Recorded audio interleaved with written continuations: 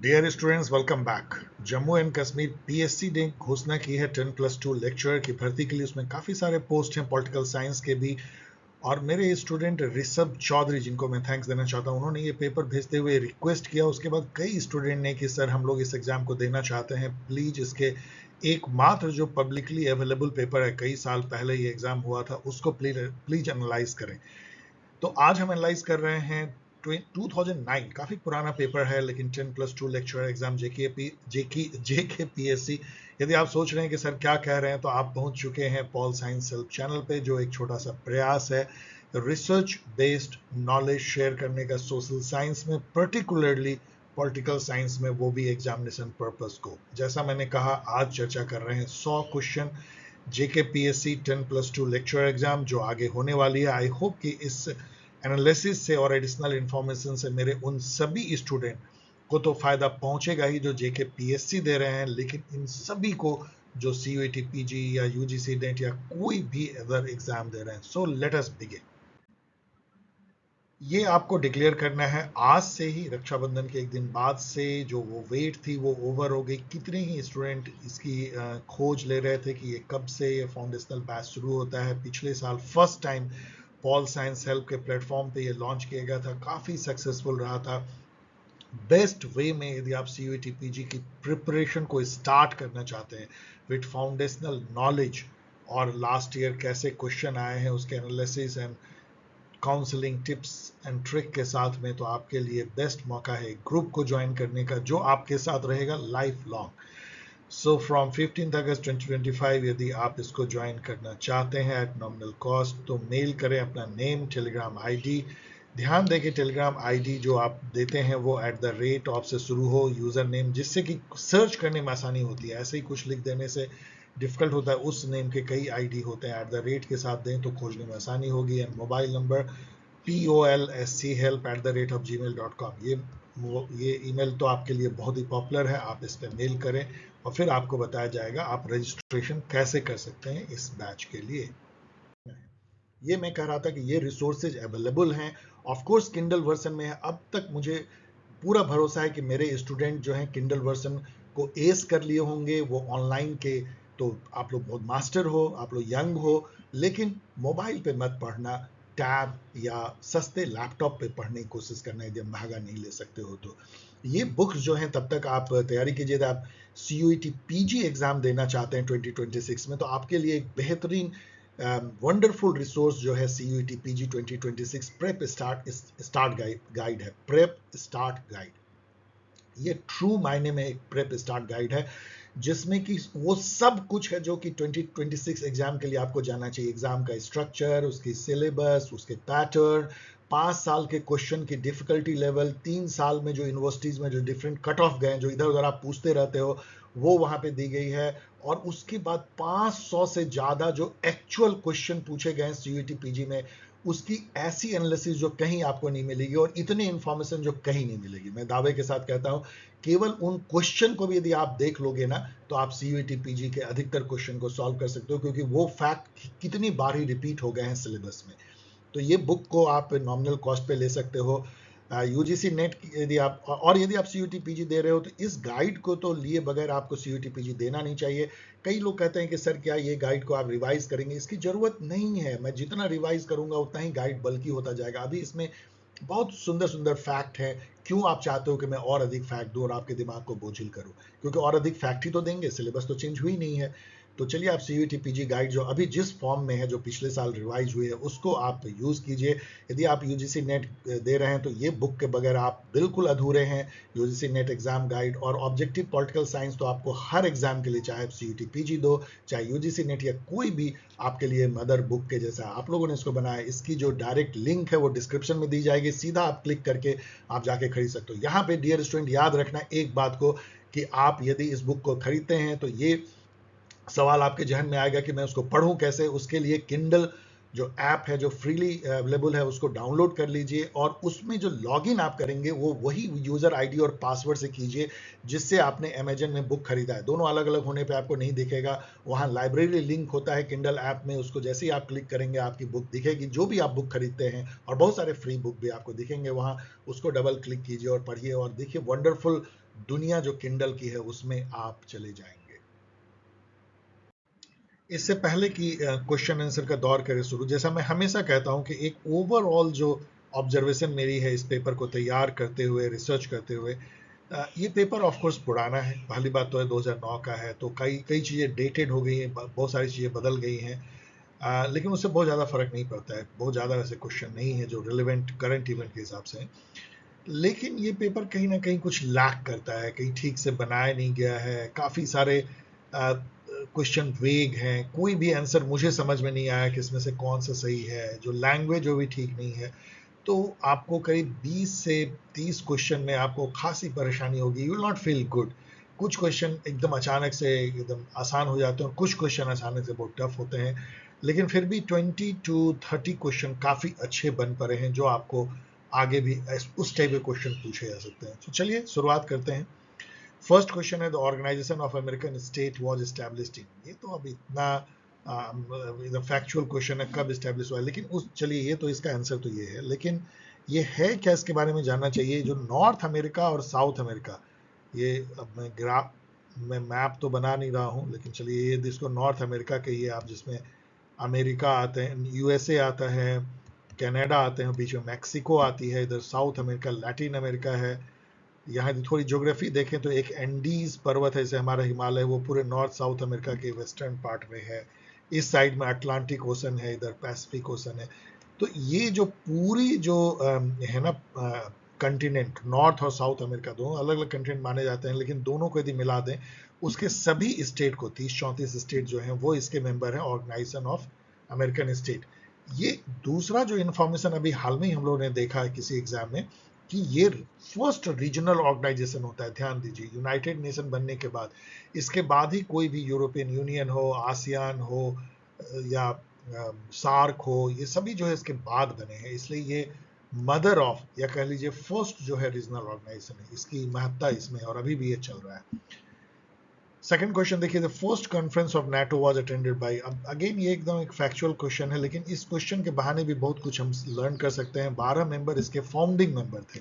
तो कौन founding member थे जरा आप देख सकते हैं, इसमें यूएसए भी हैं, यूके भी हैं, और बाकी यूरोपियन कंट्री है, आप देख सकते हैं। अभी जो है नाटो में 33 कंट्री शामिल हो गए हैं, स्वीडन फिनलैंड तक जो न्यूट्रल माने जाते हैं वो भी अब इसमें शामिल हो गए। यहाँ ये भी ध्यान रखने की बात है कि नाटो जो है वो वेस्टर्न जो अलायंस था ड्यूरिंग कोल्ड वॉर, उसका एक कलेक्टिव सिक्योरिटी फ्रंट था, और इसके अगेंस्ट में वॉर्सो पैक्ट था, जो कि ईस्टर्न जो ब्लॉक के नेशन थे in the leadership of USSR, उनका था वॉर्सो पैक्ट। वॉर्सो पैक्ट 1955 में बना था, और नाटो जो है 1949 में।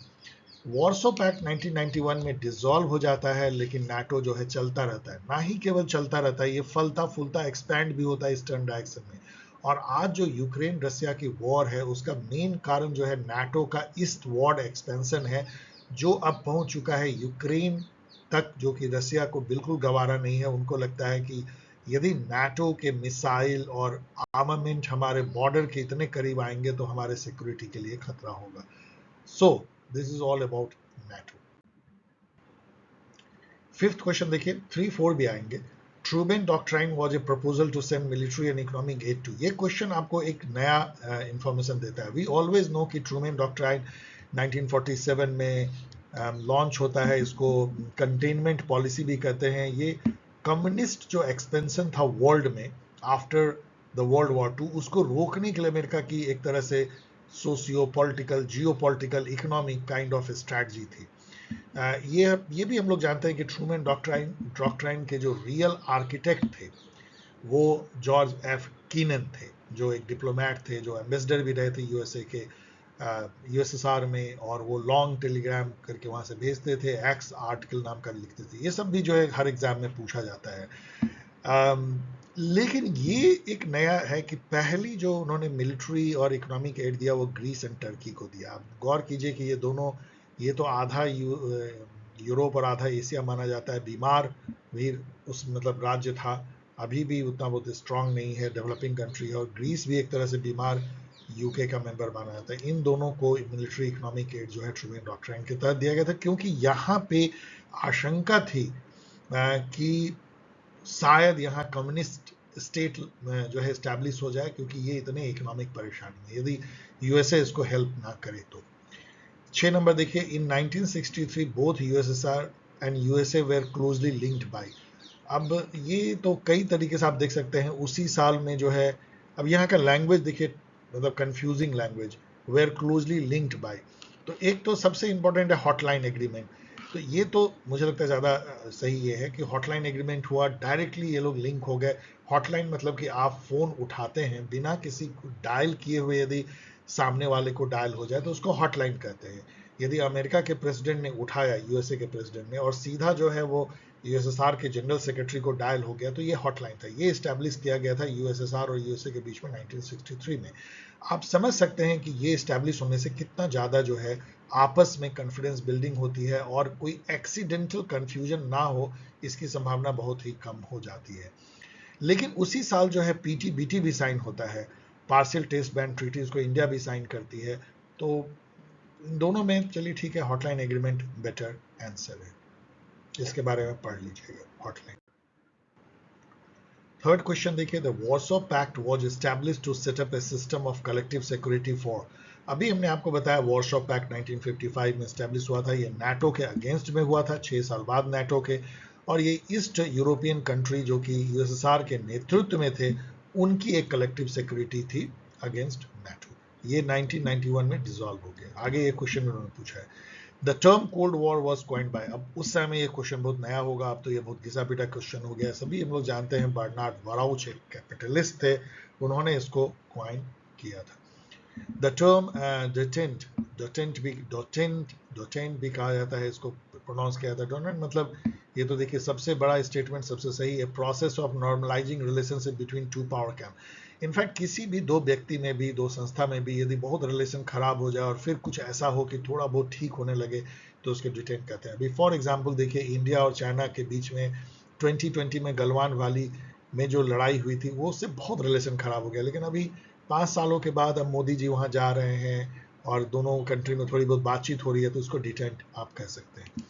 The process of detente was started during the period of. यहाँ पे जो है इनका गलत होना शुरू हो जाता है। इसमें से कोई भी पेयर जो यूएसए और यूएसएसआर के जो लीडर हैं वो मैच करता नहीं है।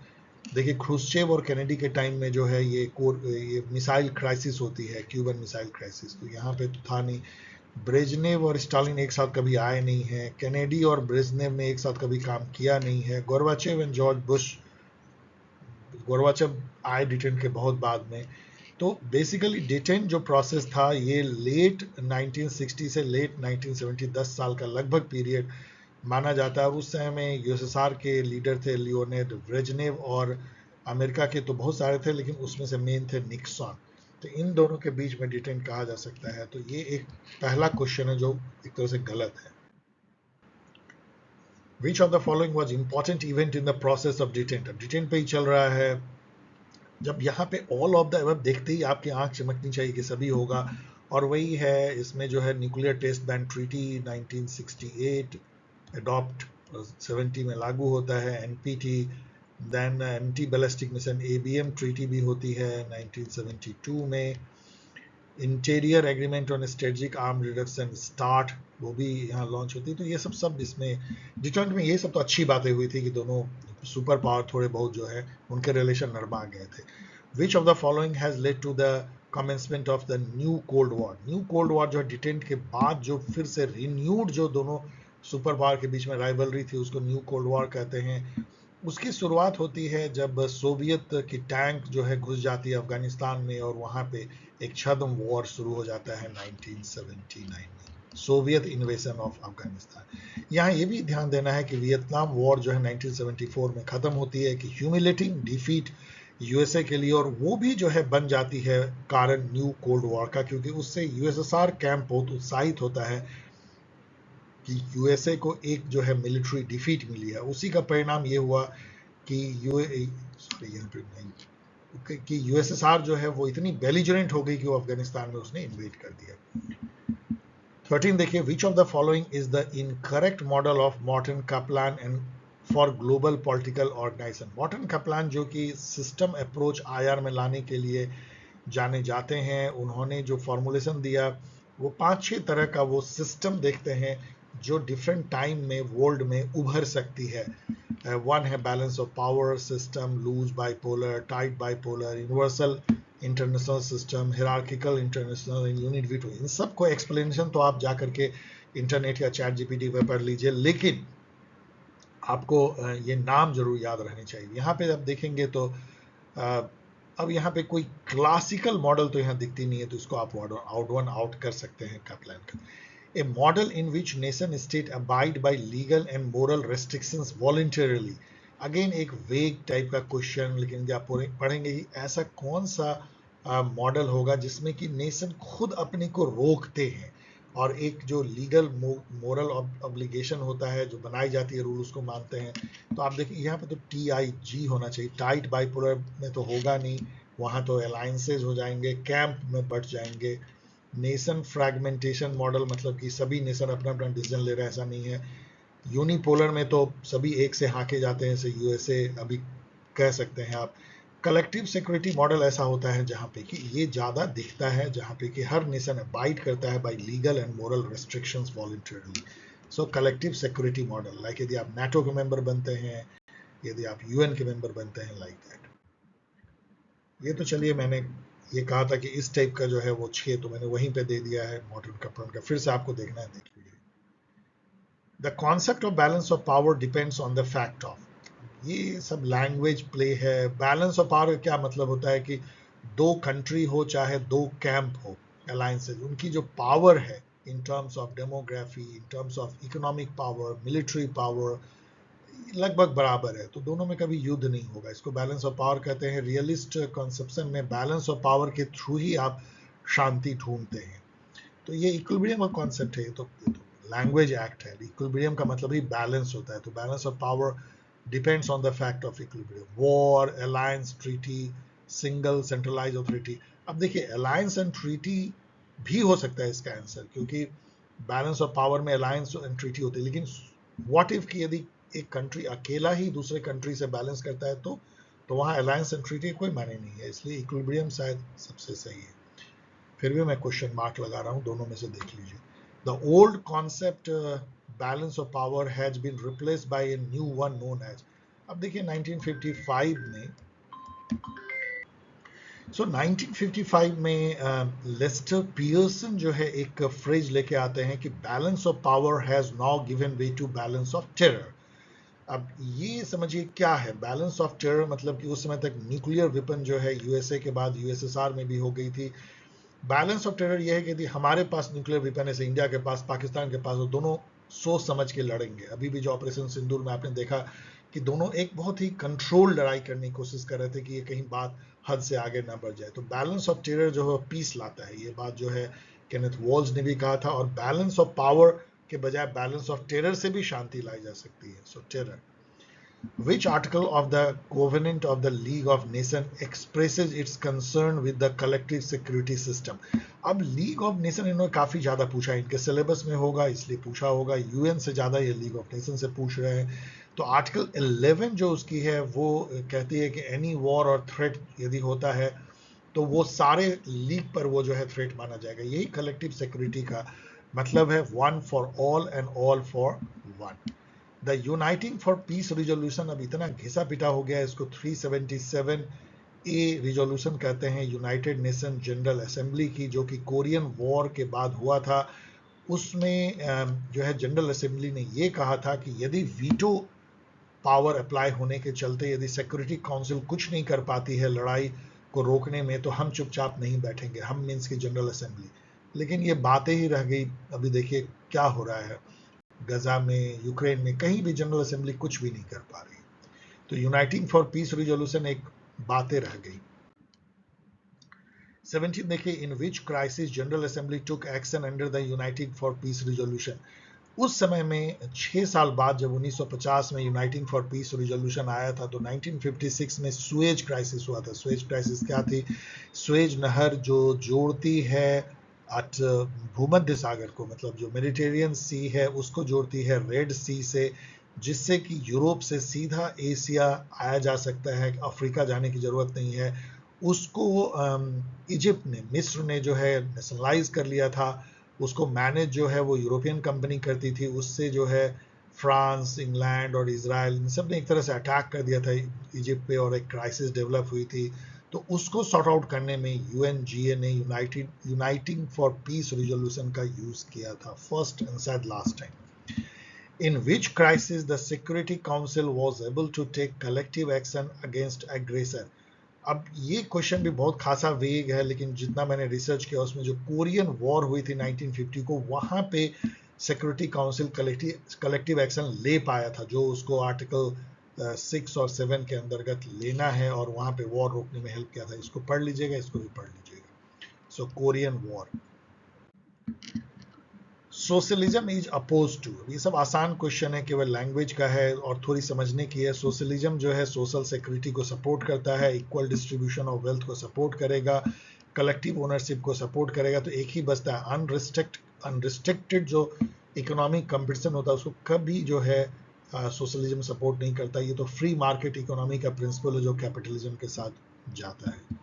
22 देखिए, who gave the concept of equilibrium in political science? Equilibrium in political system, political system एक ऐसा होल होता है जो कई पार्ट से कंसिस्ट होता है, जो पार्ट आपस में इंटरेक्ट करते हैं एनर्जी और मैटर से, और ये होल जो होता है पार्ट से डिस्टिंक्ट होता है, इसकी अपनी पहचान होती है। ये इन्वायरमेंट से इनपुट लेता है, प्रोसेस करता है और इन्वायरमेंट को आउटपुट देता है। चूंकि इसकी आउटपुट जो है वो यूजफुल होती है इन्वायरमेंट के लिए, इसलिए इन्वायरमेंट इसको बनाए रखता है। कुछ आउटपुट का पार्ट जो है फीडबैक के थ्रू जो है इनपुट में जाता है और उससे इनपुट मॉडिफाई होती है। ये सारा जो सिस्टम है एक इन्वायरमेंट, लार्जर इन्वायरमेंट में ऑपरेट करता है। Political system, cultural system, economic system, many other kind of administrative system, education system and all. System approach जो है पॉलिटिकल साइंस में 1950s में आता है। इसके फादर जो हैं वो डेविड ईस्टन माने जाते हैं, लेकिन आलमंड जो है वो भी स्ट्रक्चरल फंक्शनलिज्म लेकर के आते हैं सिस्टम अप्रोच पे डेविड ईस्टन के। और यहाँ चूंकि आलमंड ही हैं यहाँ पे, तो ईस्टन है नहीं, तो सबसे अच्छा यदि होगा। और इक्विलिब्रियम होता क्या है असल में? ये सिस्टम रेजिलियंट होता है। कोई भी सिस्टम यदि उसमें कुछ एक तरह से खलबली मच जाए, कुछ उसमें डिस्टर्बेंस हो जाए उसके इंटरनल जो कंपोनेंट है, तो सिस्टम या इन्वायरमेंट से जो है उसको अलग टाइप का क्यू मिलने लगे, इन्वायरमेंट बदलने लगे, तो सिस्टम बहुत अनस्टेबल हो जाता है। लेकिन वो तुरंत अपनी इनपुट और आउटपुट को इस तरह से एडजस्ट करता है थ्रू फीडबैक लूप कि वो फिर जो है इन्वायरमेंट के साथ इक्विलिब्रियम में आ जाता है। इक्विलिब्रियम का मतलब होता है कि सिस्टम जो है अपने इन्वायरमेंट के साथ जो है वो इक्विलिब्रियम में है, ध्यान दीजिएगा। और वही सिस्टम थ्राइव कर सकता है, वही सिस्टम बच सकता है, नहीं तो सिस्टम विदर अवे कर जाएगा, मुरझा जाएगा, जो अपने एनवायरनमेंट के साथ इक्विलिब्रियम में रहता है। तो यहाँ पे जो थिंकर हैं उसमें से बेस्ट जो है आलमंड है। यहाँ मॉर्टन कपलान दिखते हैं, वही जो अभी हम लोगों ने देखा, जिन्होंने 6 टाइप का जो है इंटरनेशनल रिलेशन का सिस्टम दिया है। वो सिस्टम अप्रोच के लिए IR में जाने जाते हैं। कार्ल मैनहाइम दिखते हैं जो एक फेमस सोशियोलॉजिस्ट हैं, सोशियोलॉजी ऑफ नॉलेज के लिए जाने जाते हैं, और उन्होंने एक बुक लिखा था आइडियोलॉजी एंड यूटोपिया, जो बहुत ही फेमस बुक है। इसके बारे में थोड़ा बहुत जान लीजिएगा कि आइडियोलॉजी और यूटोपिया में क्या रिलेशन है। लूसियन पाई दिखते हैं जो एक बहुत फेमस थिंकर हैं पॉलिटिकल डेवलपमेंट के, जो कल्चर से पॉलिटिकल डेवलपमेंट को एसोसिएट करते हैं कि पॉलिटिकल कल्चर का या जनरल कल्चर का पॉलिटिकल डेवलपमेंट पे क्या असर पड़ता है। 19 नंबर क्वेश्चन देखिए, a formula about the compatibility between regional and global organization was evolved at. ये भी बहुत ही वेग क्वेश्चन है, लेकिन बहुत ही अच्छा क्वेश्चन है। ये कहता है कि किस कॉन्फ्रेंस से जो एक ग्लोबल ऑर्गेनाइजेशन जैसे यूनाइटेड नेशन टाइप की है और एक रीजनल ऑर्गेनाइजेशन जैसे EU है, आसियान है, इसमें बैलेंस कैसे बना रहे, इसके बारे में चर्चा की गई। तो वो कॉन्फ्रेंस जो सबसे करीब आप देख सकते हैं वो सैन फ्रांसिस्को कॉन्फ्रेंस है। बेसिकली सैन फ्रांसिस्को कॉन्फ्रेंस जो है जून 1945 में होती है, जहां UN चार्टर को फाइनलाइज करके उस पर साइन करते हैं 50 कंट्री, बाद में पोलैंड भी साइन करता है, इंडिया भी वन ऑफ द 58 कंट्री था, याद रखिएगा। उसमें जो आर्टिकल 52 होता है UN चार्टर में, जो चैप्टर 8 में होता है UN चार्टर के, उसमें रीजनल अरेंजमेंट करके वो टॉपिक है। उसमें यही चर्चा होती है कैसे ग्लोबल ऑर्गेनाइजेशन और रीजनल ऑर्गेनाइजेशन एक दूसरे के साथ तारतम्य, मतलब एक जैसे कंफर्मिटी में रह सकते हैं। इसको पढ़ लीजिएगा। एंड सैन फ्रांसिस्को कॉन्फ्रेंस, इसमें जो याल्टा कॉन्फ्रेंस है ये शायद 1945 में ही होती है, वर्ल्ड वॉर 2 के बाद। मेजर कॉन्फ्रेंस है, इसके बाद पढ़ लीजिएगा। डम्बर्टन ओक कॉन्फ्रेंस हमेशा पूछा जाता है, ये वो कॉन्फ्रेंस है जिससे कि एक्चुअली यूनाइटेड नेशन फॉर्म होता है। बहुत सारे कॉन्फ्रेंस, याल्टा में भी यूएन की चर्चा होती है, लेकिन जो एक्चुअल कॉन्फ्रेंस, एक कॉन्फ्रेंस यदि आपको चुनने दिया जाए जिससे कि यूएन बनता है, तो वो है डम्बर्टन ओक। 20 नंबर देखिए, which of the following is not a functional organisation. अब ये तो चूंकि इतने साल हो गए हैं, सब गड़बड़ा गया है, आज के डेट में नाफ्टा भी फंक्शनल नहीं है, उस समय में था जब ये पेपर सेट हुआ था, तो इसलिए ये इनवैलिड क्वेश्चन हो गया है। ये OAFI में नहीं खोज पाया कोई ऑर्गेनाइजेशन, ये तीनों के बारे में पढ़ लीजिएगा। LAFTA, Latin American free trade association, NAFTA जो है वो North American free trade association है, जो अब जो है वो बदल चुका है USMCA में। USA, मैक्सिको एंड कनाडा 2020 में इसको ट्रंप ने खत्म कर दिया था। साफ्टा तो 2006 में सार्क नेशन लेके आए थे, अभी भी चल रहा है लेकिन कुछ चल भी नहीं रहा है खास। 23 देखिए, the decision making approach is criticise. अब यहाँ पे जो है ऑल ऑफ द एबव भी हो सकता है, क्योंकि ऑल ऑफ द एबव है तो जनरली ये सही होता है, लेकिन बहुत स्ट्रेच करके। ये तो जरूर है कि डिसीजन मेकिंग अप्रोच जो इंटरनेशनल रिलेशन में, मैं IR की बात कर रहा हूँ, आई होप कि इन्होंने IR के बारे में ही पूछा है, उसमें हम पर्सनैलिटी को ज़्यादा वैल्यू देते हैं। देखिए ट्रंप जो है वो कैसे डिसीजन लेते हैं, वो सोशल मीडिया पे लिख करके डिसीजन लेते हैं, भाषण में लेते हैं, कोई मीटिंग नहीं होती, कोई कांग्रेस में नहीं जाते, तो डायनेमिक तो है ही। आप देखिए रोज ही बदलता रहता है, जब पर्सनैलिटी ड्रिवन होगा तो रोज ही बदलेगा। स्टेट सेंट्रिक तो है, USA USA USA, all of the above ठीक है। Decision making approach is one of the approach by which we try to understand the international relation. इसमें जो आप रिचर्ड स्नाइडर को याद कीजिए, सबसे ज़्यादा जो बड़े थिंकर है वो रिचर्ड स्नाइडर है। उनकी जो ये बुक है, उन्होंने कुछ लोगों के साथ मिल के लिखा है, लेकिन मेन हम रिचर्ड स्नाइडर को ही मानेंगे। Foreign policy decision making, approach to the study of international politics, इसको जरूर थोड़ा बहुत इसके बारे में नेट पे पढ़िएगा क्या है। रिचर्ड स्नाइडर का नाम भी याद रखिएगा। जनरल सिस्टम थ्योरी क्या एम करता है? जनरल सिस्टम थ्योरी जो मैंने भी आपको बताया, सिस्टम अप्रोच, वो उसकी जो शुरुआत होती है वो जनरल सिस्टम थ्योरी से ही होती है, और उसको लाने वाले एक बायोलॉजिस्ट थे, उनका नाम था Ludwig von बर्टलफ्लाई।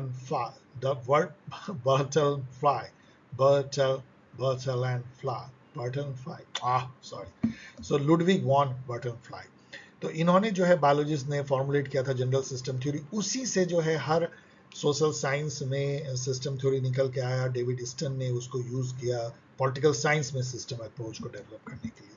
So general system theory aims at of course सिस्टमेटाइजेशन of knowledge, ना कि separation, unification, compartmentalisation. It was सिस्टमेटाइजेशन, मतलब एक सिस्टमेटिक फॉर्म में कैसे जो है हम किसी चीज को अध्ययन करें। यदि हमको इकोनॉमिक सिस्टम को अध्ययन करना है तो हम उसको एक सिस्टम के तौर पे समझ सकते हैं कि उसमें कौन कौन से पार्ट हैं, वो उसमें क्या इनपुट आता है, वो कैसे प्रोसेस करता है और कैसे आउटपुट निकालता है, उसकी इन्वायरमेंट क्या है, like that systematization of knowledge.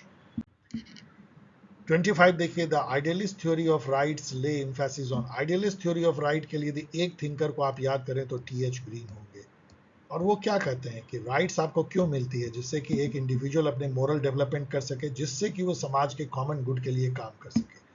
तो आइडियलिस्ट थ्योरी में मोरल डेवलपमेंट इंडिविजुअल को देने के लिए राइट्स का यूज होता है, अधिकार इसलिए आपको मिलने चाहिए, moral idealist theory. The league of nation formulation aims at reduction of arms with the assistance of. तो अगेन लीग ऑफ नेशन पे ये पूछते हैं, अब ये तो खत्म भी हो चुका है। रिडक्शन ऑफ आर्म जो है वो किस तरीके से करते हैं? तो उन्होंने परमानेंट एडवाइजरी कमीशन बनाया था लीग ऑफ नेशन ने, इसके बारे में थोड़ा सा पढ़ लीजिएगा। 29 देखिए, द UN डिसआर्मामेंट डिकोड यहाँ लिख दिया, डिकेड वाज डिफाइंड इन, तो ये 70 से 80 के बीच में था, इसके बारे में पढ़ लीजिएगा। ये सब क्वेश्चन अब पूछने वाले, मतलब ये सब बहुत ही फैक्चुअल क्वेश्चन है, आगे के लिए पूछ दिया तो पूछ दिया, याद कर लीजिए। एटम फॉर पीस मुझे लगता है 1 दर्जन बार तो मैंने ही एक्सप्लेन किया है। आइजनहॉर जो है, प्रेसिडेंट आइजनहॉर, वो 1953 में ये भाषण देते हैं यूनाइटेड नेशन जनरल असेंबली में। ये कहते हैं कि एटम का जो इस्तेमाल है वो पीसफुल पर्पस के लिए होना चाहिए। अब देखिए क्या है, मतलब वो कंट्री का प्रेसिडेंट जो है वो एटम फॉर पीस की बात कर रहा है, जो कि एकमात्र कंट्री है जिसने कि लोगों पे, सिविलियन निहत्थे लोगों को, लाखों लोगों को हिरोशिमा नागासाकी में एटम बम से मारा। वो कंट्री जो है उसके प्रेसिडेंट कहते हैं, एक कविता है ना,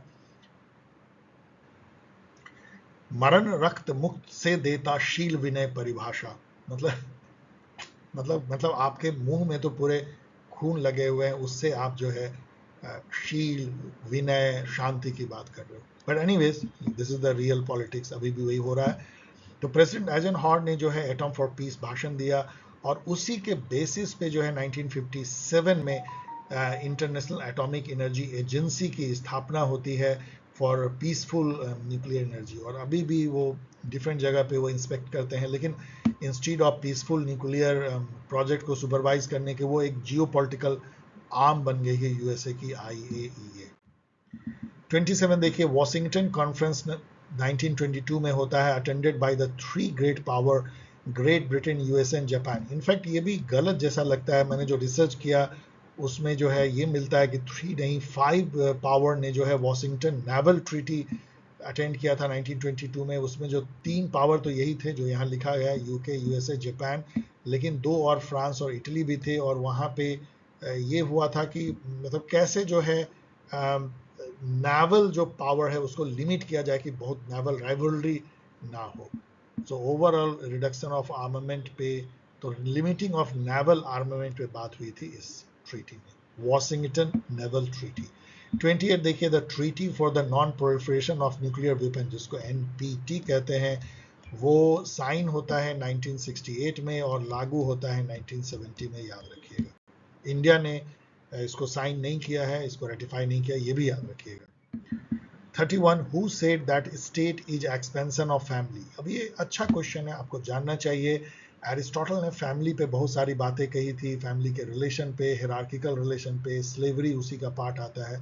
उन्होंने कहा था कि फैमिली का ही एक्सपेंशन जो है वो स्टेट है। जैसे फैमिली में फादर होते हैं, उसे वहाँ पे किंग होते हैं, जैसे यहाँ बच्चे होते हैं जिस पर कि एक तरह का अधिकार होता है फादर का, उस तरह का लगभग जो है सिटीजन और किंग के बीच में रिलेशन होता है। लेकिन वो रिलेशन अलग होता है क्योंकि बच्चे एडल्ट नहीं होते हैं, यहाँ पे सिटीजन एडल्ट होते हैं, तो किंग उस तरह शासन नहीं कर सकते हैं जैसे माँ बाप अपने बच्चों पे करते हैं। एरिस्टोटल, यहाँ पढ़ लीजिएगा। According to Locke people in the state of nature, तो उनकी जो लॉक की जो स्टेट ऑफ नेचर है उसमें सेंस ऑफ रीजन है, रैशनलिटी है, तो लोग एक दूसरे के अधिकारों को समझते हैं, अपने अधिकारों को भी समझते हैं और किसी तरह से प्रिकैरियसली, बहुत ही मुश्किल से शांति से रह पाते हैं सोशली।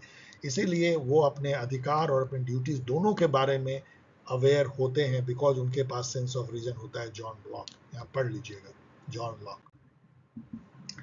33 देखिए, the social contract theory is based on, nationalism पे तो बेस है नहीं, कॉन्स्टिट्यूशनलिज्म तो ठीक है वो लाती है कॉन्स्टिट्यूशनलिज्म, लेकिन actually it is based on individualism. जो सोशल कॉन्ट्रैक्ट करने वाले एक्टर कौन है, वो इंडिविजुअल है, ना उसमें कम्युनिटी आती है ना कोई नेशन आते हैं। इंडिविजुअल अपनी भलाई के लिए, अपने इंटरेस्ट को आगे बढ़ाने के लिए सोशल कॉन्ट्रैक्ट करते हैं, इंडिविजुअलिज्म।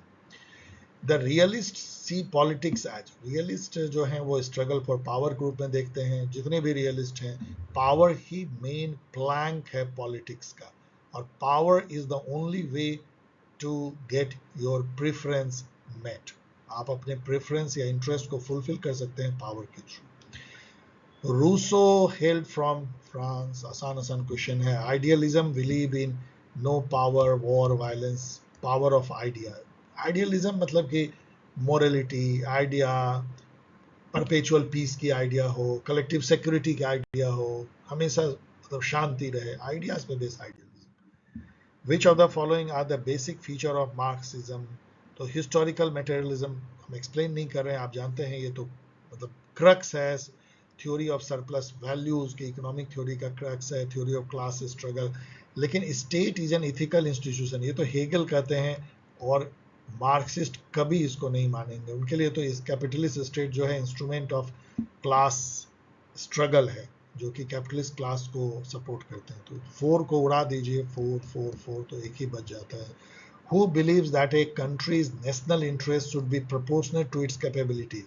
मतलब national interest is defined in terms of power. आपके पास जितना पावर है वही नेशनल इंटरेस्ट आप उतना ही प्रोटेक्ट कर सकते हैं। अदरवाइज आप अपनी नेशनल इंटरेस्ट को ऊपर ले जाए, पावर नीचे हो तो कुछ नहीं होगा। तो ये कहने वाले हांस मर्गेनथाउ थे। यहाँ रेमंड एरन दिखते हैं, रियलिस्ट थिंकर जॉर्ज कीनन। जो अभी मैंने बताया, architect of the containment policy of USA and Henry Kissinger, जो कि 1970s में एक बहुत फेमस सेक्रेटरी ऑफ स्टेट थे, फॉरेन मिनिस्टर यूएसए के, जो सटल डिप्लोमेसी के लिए जाने जाते। The main supporter of realist school of thought इसमें से कौन है? महात्मा गांधी कभी हो नहीं सकते। सेंट सिमन जो है वो एक यूटोपिक सोशलिस्ट थिंकर थे। वुड्रो विल्सन एक लिबरलिस्ट थिंकर थे जो 14 पॉइंट प्रिंसिपल और लीग ऑफ नेशन के लिए जाने जाते हैं। Hans Morgenthau is a true realist thinker जिन्होंने एक तरह से स्थापना की क्लासिकल रियलिज्म की with his 6 principle of classical realism in his book politics among nation. याद रखिएगा। Factor which contribute to the promotion of national interest. National interest इसमें से किस चीज से बढ़ता है? ऑल ऑफ द अबव है तो सबसे बढ़ता होगा। डिप्लोमेसी अच्छी यदि करें तो नेशनल इंटरेस्ट आप प्रमोट करते हैं, प्रोपेगेंडा से भी प्रमोट करते हैं। पूरे वर्ल्ड में प्रोपेगेंडा होती है आपके नेशनल इंटरेस्ट को बढ़ाने के लिए। और रिलीजन का भी आप कर सकते हैं। रिलीजन को आप पीपल को यूनाइट करने के लिए, उनमें एक सेंस ऑफ इमोशनल यूनिटी भरने के लिए भी और अपने नेशनल इंटरेस्ट को बढ़ाने के लिए कर सकते हो। All of the above. All of the above हो तो उसी को चुनना ज़्यादा जुडिशियस है, जब तक कि आप बहुत श्योर ना हो कि ये गलत है। Traditional theory of motivation is not known as. अब यहाँ पे बिल्कुल ये जो है कंफ्यूजिंग हो जाता है, कौन नहीं है। आप कह लीजिए ट्रेडिशनल थ्योरी तो इकोनॉमिक थ्योरी, मोनिस्टिक थ्योरी जो कि केवल एक इकोनॉमिक इंसेंटिव की बात करता है, वो भी कैरेट एंड स्टिक थ्योरी तुम जानते ही हैं, मतलब थोड़ा सा कुछ दीजिए थोड़ा कुछ डांटिए। Socio economic theory is not a traditional theory, इसको आप मॉडर्न थ्योरी कह सकते हैं शायद, but anyways not a good question. The vote on account कब पास होता है? वोट ऑन अकाउंट आपको जानना चाहिए। अब तो जरूरत नहीं पड़ती है। जब इंडिया में 29 या 28 फरवरी को जब बजट प्रस्तुत होता था तो बहुत कम टाइम होता था, क्योंकि नया साल की शुरुआत 1 अप्रैल से हो जाती है और गवर्नमेंट के हर मिनिस्ट्री को 1 अप्रैल को पैसा चाहिए होता है, लेकिन उस समय तक बजट ही पास नहीं हो पाता था। तो उसके लिए ये अरेंजमेंट लाया गया था कि 2 महीने के लिए वोट ऑन अकाउंट पास हो जाता था बिना चर्चा के, बिना किसी वोटिंग के पार्लियामेंट में, जिससे कि पूरे साल भर में मान लीजिए किसी डिपार्टमेंट को 100 रुपये का बजट है तो वो उसका छठा हिस्सा 6th जो है वो 2 महीने में खर्च कर सकता था, अप्रैल और मई में।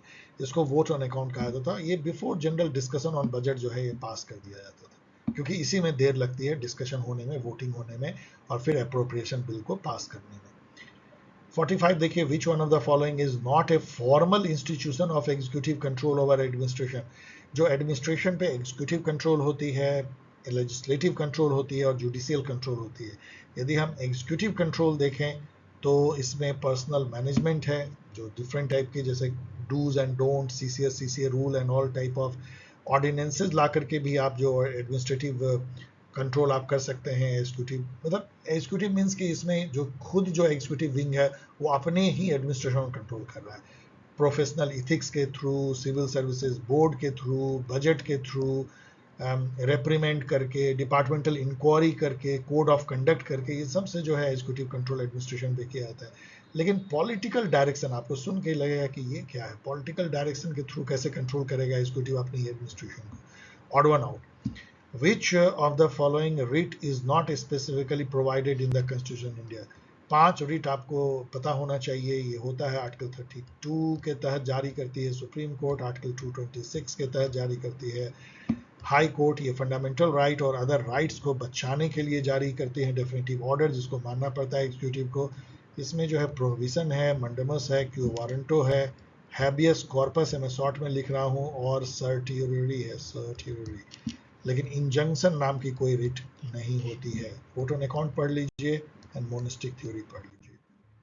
द परफॉर्मेंस बजट इंडिया में कब आया था? लगभग उसी टाइम में जबकि वहाँ हूवर कमीशन यूएस में आई थी 1960s में, तो इंडिया में भी 1968 में इसको अपनाया गया था। क्या होती है परफॉर्मेंस बजट? जनरली जो है बजट लाइन बजट कहते हैं वैसा होता है। लाइन बजट में ऐसा लिखा होता है कि आपका कोई डिपार्टमेंट है, आपको जीप, ये एक आइटम है, आपको जीप 10 जीप खरीदने के लिए 1 लाख रुपए दिए जाते हैं। इस टाइप का हर लाइन, हर आइटम का एक लाइन होती है, लाइन, इसको लाइन आइटम कहते हैं। लेकिन परफॉर्मेंस बजट ऐसी होती है कि आपको एक प्रोजेक्ट है, मान लीजिए शिक्षा का प्रोजेक्ट है, उसका नाम है, उसके ये आउटपुट है, ये आउटकम है, और इसको लाने के लिए आपको इतने लाख रुपए दिए जाते हैं। यदि इस टाइप से आपको बजट बनाया जाए और फिर आपको ये हिसाब देना हो कि आपने इतने पैसे लिए थे, इस प्रोजेक्ट के लिए उसकी ये आउटकम थी, ये लाए तो उसको परफॉर्मेंस बेस्ड करते हैं। वैसे वो उतना सक्सेसफुल हुआ नहीं। The first committee to recommend for the establishment of an ombudsman type of institution in India, इसको लोकपाल कहते हैं, वो फर्स्ट एडमिनिस्ट्रेटिव रिफॉर्म कमीशन 1966 में स्टैब्लिश हुई थी। इन्होंने इसकी अनुशंसा की थी, इसलिए 1968 में ही पार्लियामेंट में चौथी लोकसभा में इसको प्रस्तुत किया गया था, लेकिन वो 2013 तक जो है अटकी रही, जब तक कि अन्ना हजारे मूवमेंट नहीं हुआ और एक बहुत बड़ा बवाल नहीं हुआ। लेकिन अब आप सुनते भी नहीं होंगे, लोकपाल का यही होता है, इसी को कहते हैं पब्लिक डिस्कोर्स। कभी कोई चीज़ डिस्कोर्स में आती है, हमारे जहन में आती है, बहुत बड़ा मुद्दा बनता है।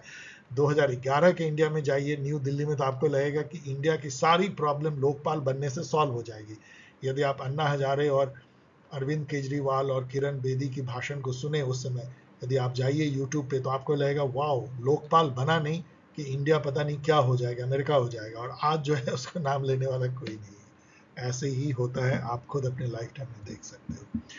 गोरवाला कमेटी जो है 1951 में बनती है, इसके बारे में पढ़ लीजिएगा। ये पहली कमेटी होती है जो एडमिनिस्ट्रेटिव रिफॉर्म पे बनती है। सांथानाम कमेटी 1962 में गठित होती है। पहली कमेटी है जो एंटी करप्शन कमेटी है, इनके ही रिकमेंडेशन पे 1964 में सीबीसी जो है उसका जन्म होता है।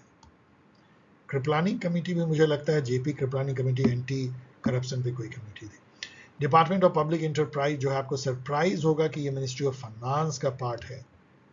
Yes, the planning commission is describe as economic cabinet by. अब ये सब तो इतना आर्बिट है, इसको क्या कहा जाए, लेकिन चलिए नेट पे मिल गया तो मैं आपको बता रहा हूँ। यही उस सांथानाम, जो सांथानाम कमेटी वाले हैं, उन्होंने अपनी रिपोर्ट में इसको इकोनॉमिक कैबिनेट कहा। The secretariat organisation in the central government is a secretariat organisation, मतलब जितनी भी मिनिस्ट्री है उसको सेक्रेटरीट ऑर्गेनाइजेशन कहते हैं। चाहे कम्युनिकेशन मिनिस्ट्री, फाइनेंस मिनिस्ट्री या होम मिनिस्ट्री। क्यों कहते हैं? क्योंकि उसको हेड सेक्रेटरी करता है। Secretary to government of India is the head of the department of the secretariat organisation. और ये जो सेक्रेटरीट ऑर्गेनाइजेशन है, ये लाइन ऑर्गेनाइजेशन है, यही मेन ऑर्गेनाइजेशन है जो गवर्नेंस करते हैं इंडिया में। So it is a line agency. यदि आप स्टाफ एजेंसी देखिए तो उसमें से कैबिनेट सेक्रेटरीट हैं या नीति आयोग हैं, जो सलाह देते हैं, जो स्पेशलाइज्ड नॉलेज देते हैं, वो staff agency. The origin of UPSC can be traced from. कब जो है पहली बार इस टाइप का एक ऑर्गेनाइजेशन की बात आई जो कि पब्लिक सर्विस एग्जाम लेगा, भर्ती करेगा? ये 1919 का जो गवर्नमेंट ऑफ इंडिया एक्ट था, मॉन्टेग जेसनफोर्ड रिफॉर्म, उसमें इसकी बात की गई थी। और बाद में 1935 के एक्ट में तो इसको फेडरल पब्लिक सर्विस कमीशन बनाया गया था। सो 1919। The democratic socialist. Democratic socialist क्या है? जो डेमोक्रेसी और सोशलिज्म को एक तरह से मर्ज करते हैं, जो लिबरल डेमोक्रेसी और सोशलिज्म के बीच का रास्ता है। यदि आप देखें तो जितनी भी मेनलैंड यूरोप के कंट्री हैं वो डेमोक्रेटिक सोशलिज्म अपनाते हैं, लेकिन इसके चैंपियन जो हैं वो नॉर्डिक कंट्री हैं, नॉर्वे, स्वीडन, फिनलैंड, डेनमार्क भी। Democratic socialism are in favour of restricting the activities of state. No, ये स्टेट को काफी आगे ले जाना चाहते हैं। इंटरवेंशनिस्ट स्टेट होती है। Doing away with state, no. Introducing, ये तो एनार्किस्ट हो गए। Introducing democracy in the management of industry, ये तो चलिए। Assigning maximum function to state. India में भी नेहरू जी ने डेमोक्रेटिक सोशलिज्म अपनाया था, तो उसमें स्टेट को काफी बड़ा रोल दिया जाता है, इंडस्ट्री में भी, प्रोडक्शन में भी, डिस्ट्रीब्यूशन में भी। The meetings of the Council of Minister of India are presided over by Prime Minister. We all know, क्योंकि Council of Minister के head as per Article 75 जो है Prime Minister ही तो होते हैं। 74 और 75 आर्टिकल पढ़ लीजिएगा। Who held the view that economic development is gradual and continuous process? अचानक से नहीं होती, ग्रेजुअली होती है। ये कहने वाले जो हैं ये अल्फ्रेड मार्शल थे। क्या इन्हीं के बेसिस पे मार्शल प्लान यूएस लेके आई थी इकोनॉमिक रिकवरी का? चेक कर लीजिएगा। इन्होंने एक बुक लिखा था द प्रिंसिपल्स ऑफ इकोनॉमिक्स 1890 में, जिसमें उन्होंने कहा था कि ये इकोनॉमिक प्रोग्रेस ग्रेजुअल होती है। इन लोगों को देखें तो ये तो रिवॉल्यूशन की बात करते हैं। एंड वुड्रो विल्सन एक इकोनॉमिस्ट नहीं थे। The classical thinkers envisage development. Classical thinker वो हैं जो ट्रेडिशनलिस्ट डेवलपमेंट के थिंकर हैं। उनके लिए जो है डेवलपमेंट कैसा होना चाहिए? फ्री मार्केट इकोनॉमी होनी चाहिए। एडम स्मिथ हो चाहे रिकार्डो हो, जो टिपिकल लिबरल कैपिटलिज्म लेकर के आए थे, जो कि मार्केट को समझते थे एक इनविजिबल हैंड है जिसमें पूरी तरह से निष्पक्षता है, जो किसी के इंटरेस्ट में काम नहीं करता है, It is only driven by self-interest and competition. It is seen as the most effective mechanism for allocating resources and promoting economic growth. और individual hand को operate करने देना चाहिए, state को market में infringe नहीं करना चाहिए. So classical thinker envisages development without the interference of the government. Sovereignty is an attribute of despotic state. No, सभी state का, all state, sovereignty जो है उसके बगैर state की परिकल्पना नहीं की जा सकती है. सॉवरेंटी होना, एक परमानेंट पॉपुलेशन होना, एक फिक्स्ड बॉर्डर होना और कैपेबिलिटी होना डिप्लोमेटिक रिलेशन एस्टेब्लिश करने का, ये चार जो है ये मॉन्टवीडियो जो कन्वेंशन था 1933 की, उसके अनुसार से स्टेट के essential component. 56. Administration would differ from one field to another according to the subject matter. This statement explain the integral view of administration. यहाँ पे जो है आप थोड़े कंफ्यूज कर सकते हैं, क्योंकि मैंने भी कई बार आपको इंटीग्रल वर्सेस मैनेजरियल व्यू बताया है इस बेसिस पे, जो कि इससे थोड़ा अलग है इस क्वेश्चन से, ये आपको नया नॉलेज देता है. एक तो व्यू ये है इंटीग्रल का कि प्यून से लेकर के और चीफ एग्जीक्यूटिव ऑफिसर तक जो है ये सभी पब्लिक एडमिनिस्ट्रेशन है, सभी जो काम करते हैं वो एडमिनिस्ट्रेशन का पार्ट है. This is integral view. एक मैनेजरियल व्यू है कि नहीं, जो टॉप डिसीजन मेकिंग जो मैनेजर्स हैं वही जो करते हैं वही एडमिनिस्ट्रेशन है. This is one view. यहाँ पे एक दूसरा व्यू है इंटीग्रल व्यू, इकोलॉजिकल व्यू है, जहाँ ये माना जाता है कि एडमिनिस्ट्रेशन कोई यूनिवर्सल ऑब्जेक्टिव प्रिंसिपल पे काम नहीं करता है. यदि आप इकोनॉमिक एडमिनिस्ट्रेशन कर रहे हैं तो एक अलग प्रिंसिपल होगा, यदि आप एजुकेशन का एडमिनिस्ट्रेशन कर रहे हैं तो अलग होगा, यदि आप रिलीजियस एडमिनिस्ट्रेशन कर रहे हैं तो अलग प्रिंसिपल होगा. इट डिपेंड्स कि आप किस डोमेन का एडमिनिस्ट्रेशन कर रहे हैं, उसके अनुसार उसके प्रिंसिपल्स एंड रूल जो है बदल जाते हैं. That is integral view. और उसका उल्टा मैनेजरियल व्यू है, जहां administration is essentially the same across all field, universal है. तो इन दोनों में जो फर्क है ये आपको न्यू नॉलेज है, इसको थोड़ा एक्वायर कर लीजिए. सो यहाँ पे है कि differ from one field to another according to the subject matter, integral view of administration. Which of the following pairs is not correctly matched? Waldo तो डेफिनेटली जाएंगे न्यू पब्लिक एडमिनिस्ट्रेशन के साथ. एडवर्ड वेडनर कहलाते हैं father of development administration. Rigs जो है वो comparative public administration के फादर कहलाते हैं. तो रॉबर्ट डहल केवल गलत हो सकते हैं. ये एडमिनिस्ट्रेटिव डेवलपमेंट नहीं, पॉलिटिकल डेवलपमेंट के लिए तो जाने जाते हैं, पॉलियार्ची के लिए भी जाने जाते हैं, लेकिन एडमिनिस्ट्रेटिव डेवलपमेंट के लिए तो कतई नहीं जाने जाते. According to the which theory leadership is multi dimensional.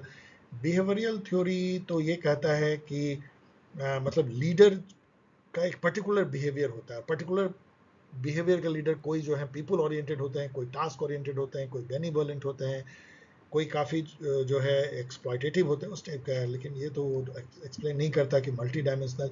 Situational theory जो है वो कहता है कि लीडरशिप मल्टी डायमेंशनल होता है. कोई फिक्स्ड जो है आप तरह से आप लीडरशिप नहीं दे सकते हैं, वो सिचुएशन पे डिपेंड करना चाहिए. ट्रेट थ्योरी तो ये कहता है leader are born not made.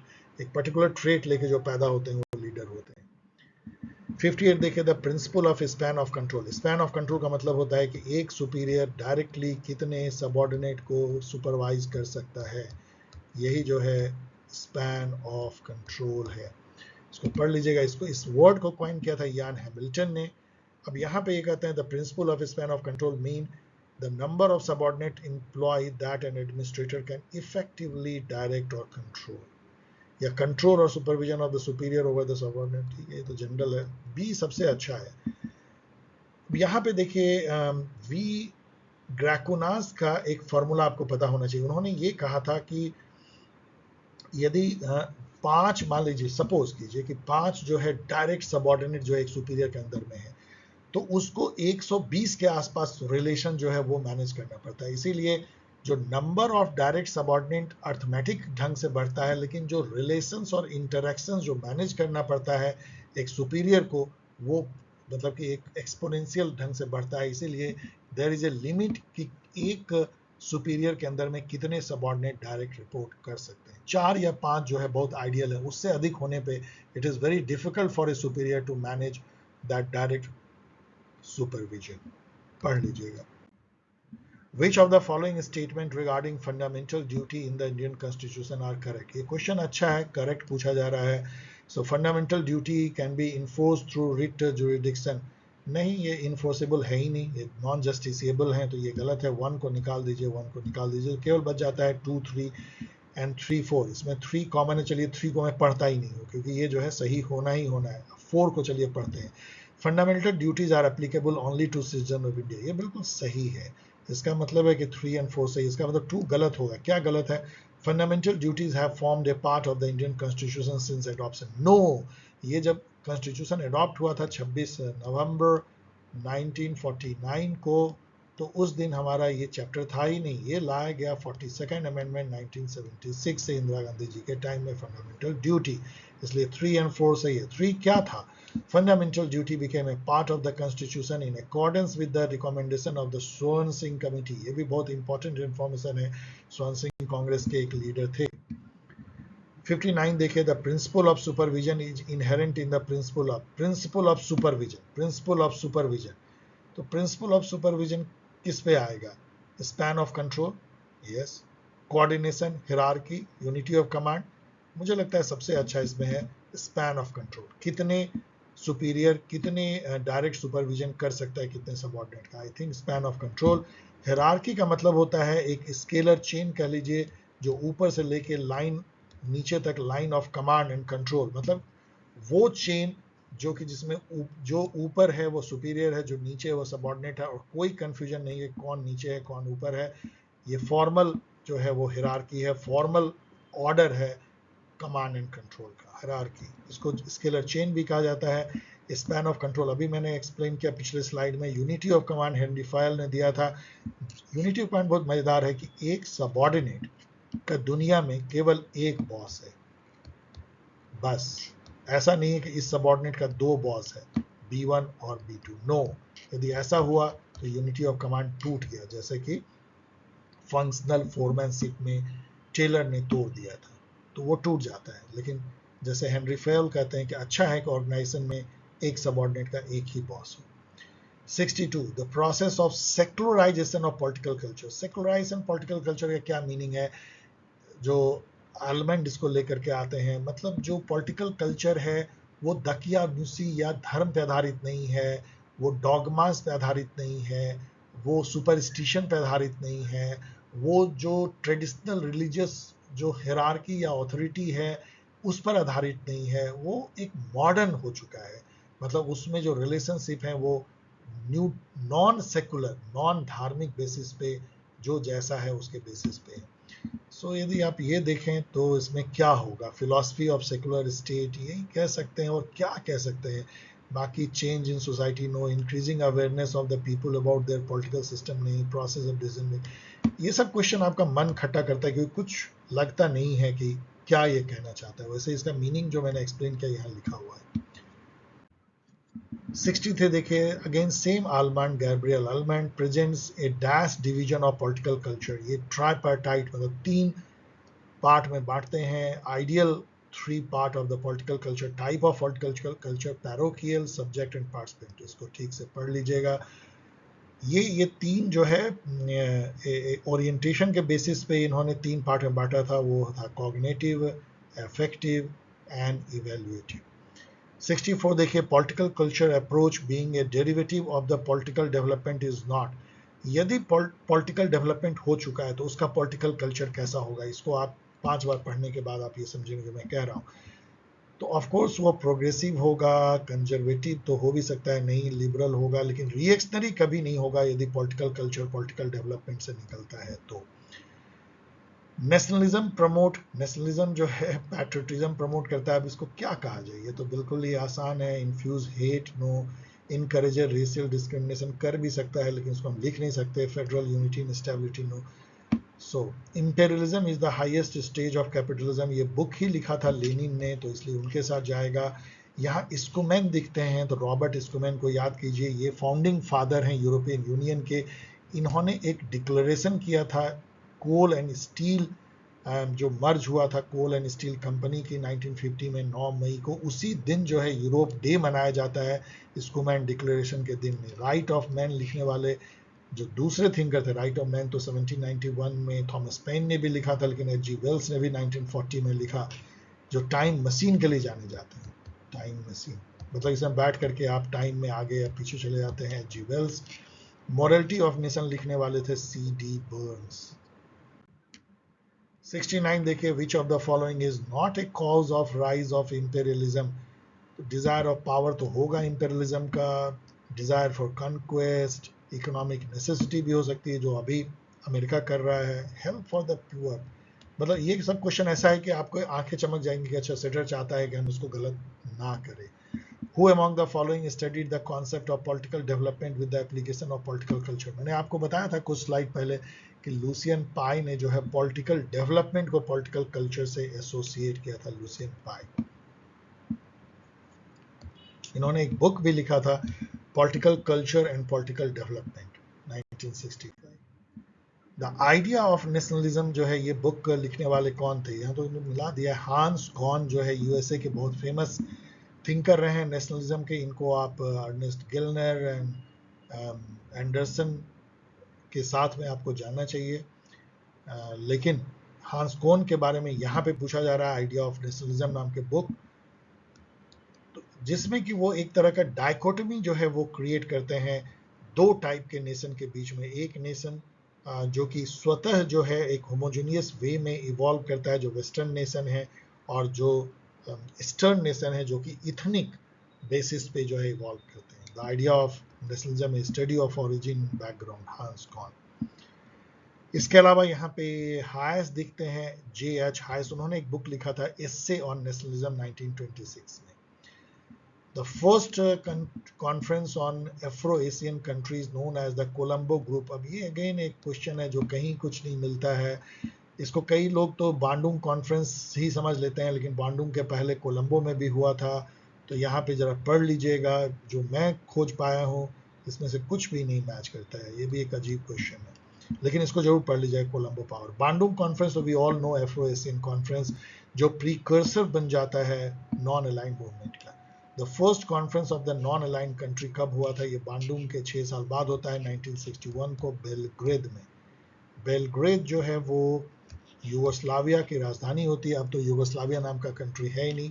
बेलग्रेद राजधानी है सर्बिया की। Which of the following was not a cause of Cold War?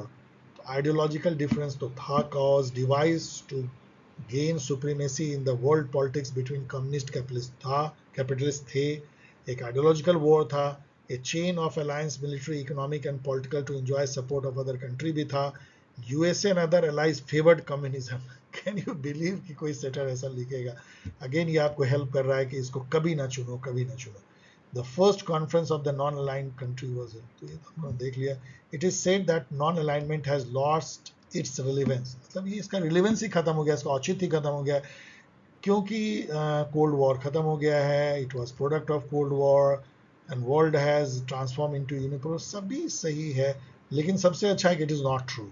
ये कहना यही चाहते हैं सेटर कि ये सही नहीं है, क्योंकि अभी भी इसकी औचित्य है। अभी भी देखिए कि इंडिया यदि नॉन अलाइन टाइप का रहे तो उसको कितने फायदे हो सकते हैं, किसी के पाले में जाने की जरूरत नहीं। The policy of non alignment was adopted by European country, no Asian and African country. We all know, जो पुअर कंट्री, जो कॉलोनियल कंट्री थे, जो नए नए आज़ाद हुए थे, उन्होंने जो है डिसाइड किया नेहरू जी के नेतृत्व में कि हम किसी भी पाले में नहीं जाएंगे, वेस्ट और east. The doctrine of passive resistance किसने लिखा था? ये जो doctrine of passive resistance series of article था ऑरबिंदो के द्वारा अप्रैल 1907 में। बाद में आप याद रखें कि पैसिव रेजिस्टेंस जो सत्याग्रह नाम के थीसिस में बदला, वो गांधी जी का भी था, Aurobindo. Gandhi ji idea of welfare state claim that all of the above है, तो वही सही होगा। टू वेलफेयर स्टेट क्या है? जो सबके वेल बीइंग, सबका हित का ख्याल करता है। To have a balanced diet and decent house, facility होनी चाहिए, education of one's children, adequate medical relief होना चाहिए, ओल्ड एज केयर होना चाहिए, सबको एम्प्लॉयमेंट मिलना चाहिए। That is called welfare state. जितनी भी बातें आपको directive principle of state policy में लिखे। Who said that the concept of power is fundamental to political science? ये कहने वाले कौन होंगे? मॉर्गन था, जो कि पॉलिटिक्स का प्लेकार्ड ही मानते हैं पावर को। हैरोल्ड लैसवेल यहाँ पे दिखते हैं, जो जाने जाते हैं politics, who gets what's, how and when. इसके अलावा यहाँ कैटलिन दिखते हैं। कैटलिन ने एक बुक लिखा था, the science and method of politics. वो इंपेरिकल साइंस बनाना चाहते थे पॉलिटिकल साइंस को। कॉफमैन यहाँ है, कॉटमैन नहीं है। The constitution of JNK came into existence fully on 1957 में आया था, इसके बारे में और थोड़ा पढ़ लीजिएगा। ताशकंद डिक्लेरेशन या ताशकंद एग्रीमेंट जो है वो लाल बहादुर शास्त्री और मोहम्मद अयूब में होता है पाकिस्तान के, जनवरी 1966 में, जिसके तुरंत बाद जो है उनकी अजीब तरह से डेथ भी हो जाती है शास्त्री जी का। ताशकंद जो है उज्बेकिस्तान की राजधानी थी और ये USSR के मेडिएशन में ये दोनों के बीच में समझौता हुआ। In a democratic country the power is gained through, power election के थ्रू गेन होता है, और कैसे? ये सब एकदम super duper easy laddoo question है, ना कि आर्म फोर्सेस, पॉलिटिकल पार्टी तो चलो मीडियम है, head of the state of election.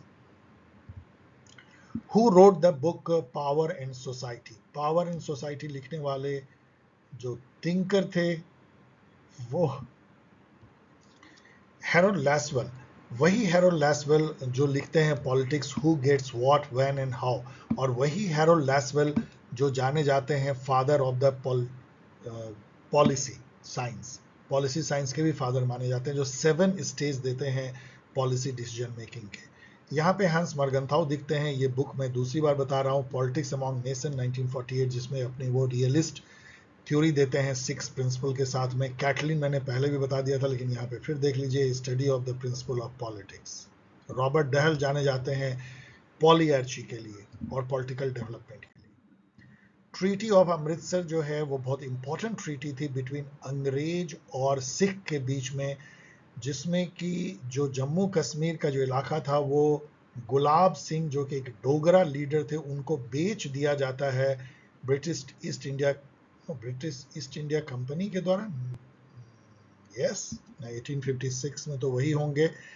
तो वहां पे जो है स्थापित हो जाती है डोगरा रूल, और उसी के वंश में आते हैं महाराजा हरि सिंह जो शासन करते रहते हैं उस समय जबकि इंडिया आज़ाद होता है, और वो इंस्ट्रूमेंट ऑफ एक्सेशन साइन करते हैं, जबकि कबाइली के भेष में जब पाकिस्तानी सेना अटैक कर देती है कश्मीर में।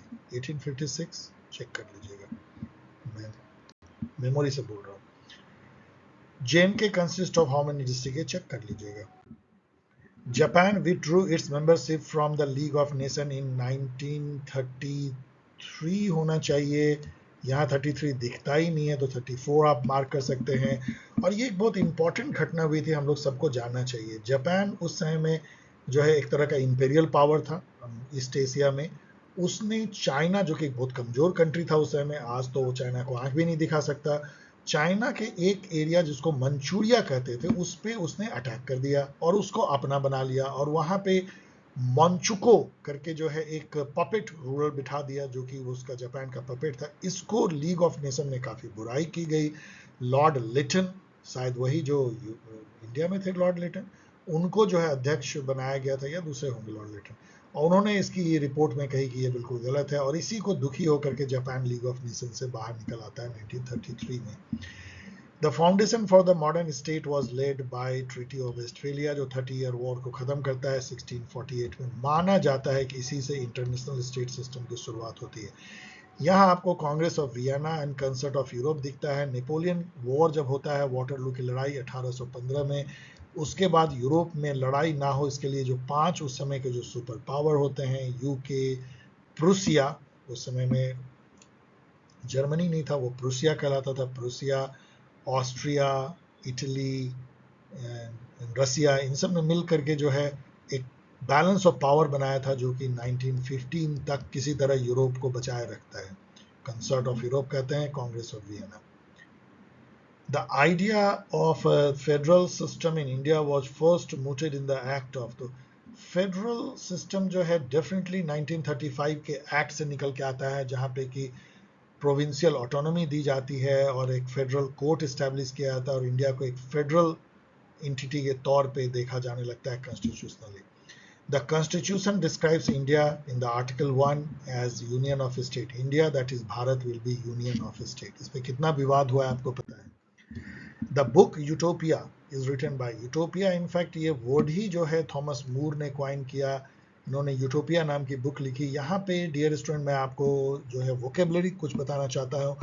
Utopia versus dystopia. यूटोपिया क्या, दोनों एकदम एकदम अपोजिट हैं एक दूसरे के। यूटोपिया एक ऐसी इमेजिनरी खूबसूरत कंडीशन है जो कि सही नहीं हो सकती है, जैसे कि कबीर का प्रेम नगर या रामपुर, मतलब ऐसा दुनिया जहां केवल, जैसे सेंट अगस्टाइन का सिटी ऑफ गॉड, मतलब जहां पे कि केवल प्यार है, मोहब्बत है, सब पे भरोसा करते हैं, कोई चोरी नहीं करता, कोई झूठ नहीं बोलता, ऐसी दुनिया वो है यूटोपिया। ऐसी सोशियो पॉलिटिकल अरेंजमेंट, ऐसा राजा जो अपनी जान दे देता है अपने प्रजा के लिए, लाइक दैट।